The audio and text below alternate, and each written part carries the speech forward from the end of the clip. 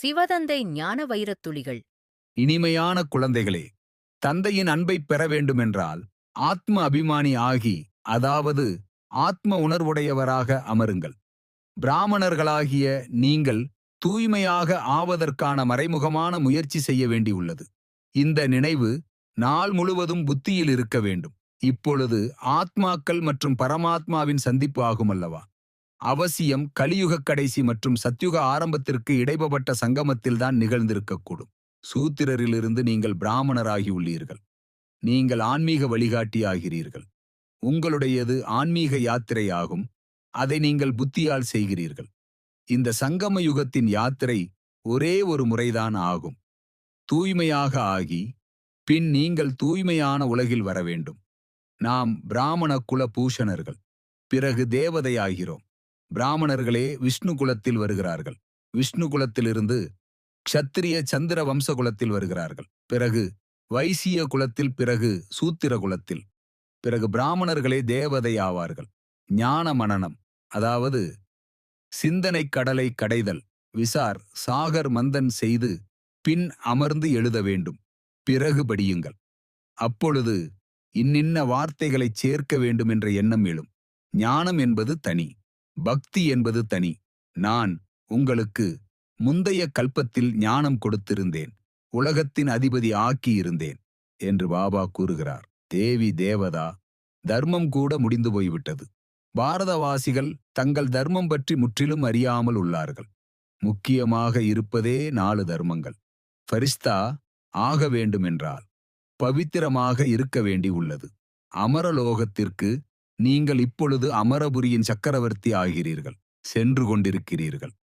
எந்த குழந்தைகள் அனைத்து சம்பந்தங்களும் ஒரு தந்தையிடம் வைக்கிறார்களோ அவர்களுக்கு மற்ற அனைத்து சம்பந்தங்களும் பெயரளவிற்கு அனுபவமாகும். அனைத்து சம்பந்தங்களின் அனுபவம் ஒரு தந்தையிடம் இருக்கின்ற காரணத்தினால் டபுள் லைட்டாக இருப்பார்கள். எந்த சுமையும் இருக்காது. அனைத்து புகார்களும் முடிந்துவிடும். முழுமை நிலையின் அனுபவம் ஏற்படும். சகஜ யோகி ஆவார்கள். நல்லது. சிவதந்தை தந்த வரதான நினைவின் பிராப்தி. Manifestation of this day. Om Shanti. இனிமையிலும் இனிமையான அன்பு தந்தை சிவபாபா நினைவில் இந்திரியங்கள் ஒருங்கிணைந்து, ஆத்மா நான் முழுமையான சரணாகதியாகி அசரீரியாகி விதை ரூப நிலையில் என் தந்தையுடன் இணைந்தே இருக்கிறேன். சிவபாபா எனது தாய் தந்தையாக கிடைத்து என்னுடனேயே துணையாக இருக்கின்றீர்கள். பரமாத்மா அன்பும் பரமாத்மா பாலனையும் பரமாத்ம ஞானத்துடன் கிடைத்துக்கொண்டே இருக்கின்றது. லௌகீக விஷயங்கள், காரியங்கள், தேகம், தேக சம்பந்தங்களில் இருந்தும் விடுபட்டு என்னை ஆத்மாவாக மட்டுமே உணர்கின்றேன். திட நம்பிக்கை, நிச்சய புத்தி, உறுதியான லட்சியத்தை என்னுள் நிறுத்தி சுயம் என்னை சோதனை செய்து உள்நோக்கு முகமாகி தங்களிடம் வந்திருக்கின்றேன்.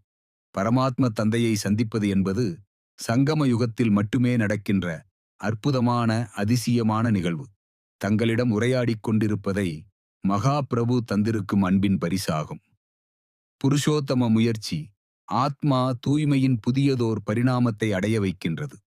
தங்களது விருப்பம், கட்டளை, வழிகாட்டுதல் படியே எனக்காக நிர்ணயிக்கப்பட்ட கால அவகாசத்தில் அசரீரியாகவே இருந்து கொள்ளும் பயிற்சி செய்கின்றேன். எனக்கான உதவிகள் அனைத்துமே பரமாத்ம சக்திகள் நிறைந்த ஒளிக்கிரணங்களாய் ஆத்மா எனக்குள் ஊடுருவி பாய்கின்றது. அன்பு பெருங்கடல், அன்பின் ஈர்ப்பில் தங்களையே மையமாகக் கொண்டு சுழன்று வருகின்றேன்.